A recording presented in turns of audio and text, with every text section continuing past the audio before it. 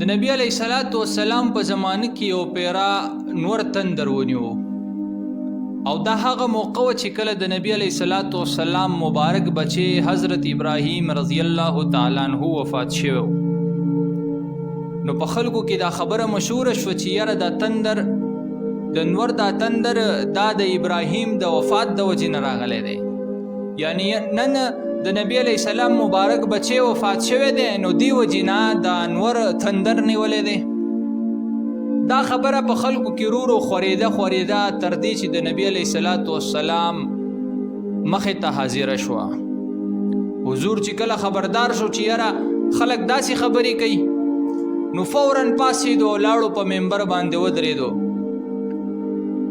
او یو لوی وعظ او نصیحت شروع کو او وی فرمایل چې دا انور او سپوږمۍ دا د الله د نشانو نه یو نشانی ده، دا د الله د قدرتونو د نشانو څه نشانیانی دي.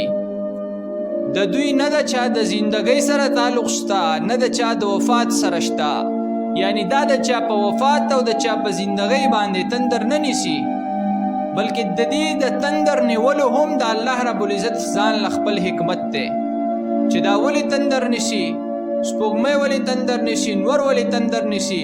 نه د چا د وفات سره هیڅ قسمه تعلق نشته. نن سبا هم په دې زمانه کې بلکې په هر وخت کې دا خبره په خلکو کې مشهورېږي چې اکثر څه قسمه تندر پنور ولګي نو خلک دا خبره مشهوره کړي چې ها چېرته څه لوی کار شوی دی. نه دا د الله د قدرت نشانی دي. بیا نبی علیہ الصلوۃ والسلام 2 رکعات نفل ادا کړل او الله رب العزت ته سوال وکړو، هغه نور هغه تندر د هغې سره ختم شو. دې ته ویل کېږي صلات کسوف. 2 رکعات صلات کسوف. دین اسلام نبی علیہ الصلوۃ والسلام داسې واضحه ښکاره پرېښودی دی چې د هر مشکل لپاره حل ښودلی دی. نبی مهربان فرمایي چې په دنیا کې هیڅ قسمه داسې بیماری نشته چې د هغې علاج الله رب العزت نه وي پیدا کړی. دغه شان داسې هیڅ قسمه مسله نشته چې د هغې مسلې حل په دین اسلام کې نه وي. که نور تندر نیسي یا سپوږمۍ تندر نیسي، موږ له پکار ده چې په دغه ټیم کې الله طرف ته رجوع کوو. دا حالات داسې په موږ باندې بدلیږي، ورځ ته ورځ ناشنا حالات انسان ته مخاطب کیږي، کله سیلابونه راځي، کله زلزلې کیږي، لوی تباهیانې په هغې کې وشي. نو موږ له پکار ده په دې تباهیانو کې په دې کې الله طرف ته رجوع وکړو. د دې لپاره وجې نه تلاش کوو چې دا د څه وجې نه دا کار وشو. نه دا د الله د قدرت نشانی ده.